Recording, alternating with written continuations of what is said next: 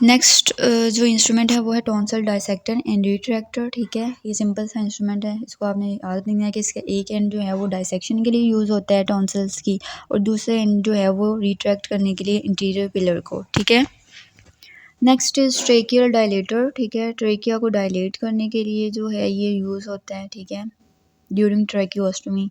और इसमें देखें आपको जो है सीजर टाइप नज़र आ रही है ना, और आगे से ये इस तरह मुड़ी हुई है। ठीक है, और कोई ऐसा इंस्ट्रूमेंट नहीं है जो इस तरह से मुड़ा हुआ हो। इसकी पिक्चर मैं गूगल की भी दिखाती हूँ। So this picture is tracheal dilator. ठीक है, ये देखें यहाँ से ये कर्व्ड है। This picture is from Dhingra oesophagoscope. ठीक है, no no this is bronchoscope. इसमें हमारे पास क्या है कि ब्रोंकोस्कोप, एसोफेगोस्कोप एंड लेरिंजोस्कोप, ये 3 इंस्ट्रूमेंट बहुत इंपॉर्टेंट है, बार बार रिपीट हुए हैं। ठीक है, अब ब्रोंकोस्कोप को हम कैसे डिफ्रेंशिएट करते हैं एसोफेगोस्कोप में, इसमें ना ये हमारे पास होल्स होते हैं। ठीक है, होल्स किस लिए होते हैं, ताकि जो ऑपोजिट लैंग है ना उसकी वेंटिलेशन हो सके। ठीक है, ये होता है ब्रोंकोस्कोप। देन एसोफेगोस्कोप दिखाती हूँ मैं।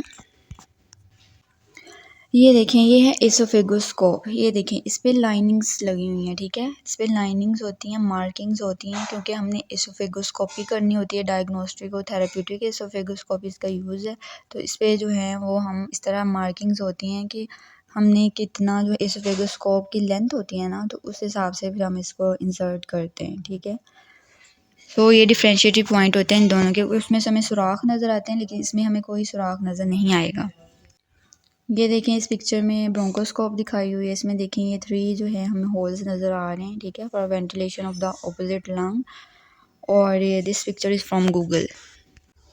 This is laryngoscope, very important, use for direct laryngoscopy.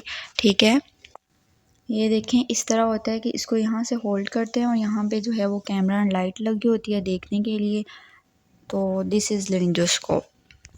इसके साथ ही हम ट्रेकियोस्टमी ट्यूब देख लेते हैं और साथ ही एंडोट्रेकियल ट्यूब भी देख लेते हैं। ठीक है, क्योंकि ये भी कभी कभी जो है पास्ट में आई हुई हैं। ठीक है, ट्रेकियोस्टमी ट्यूब को आपने कैसे डिफ्रेंशिएट करना है, ये देखें, इसकी जो है ना लेंथ वो स्मॉल होती है। ठीक है, ये लेंथ इतनी सी है और इसके ऊपर कोई मार्किंग्स भी नहीं है।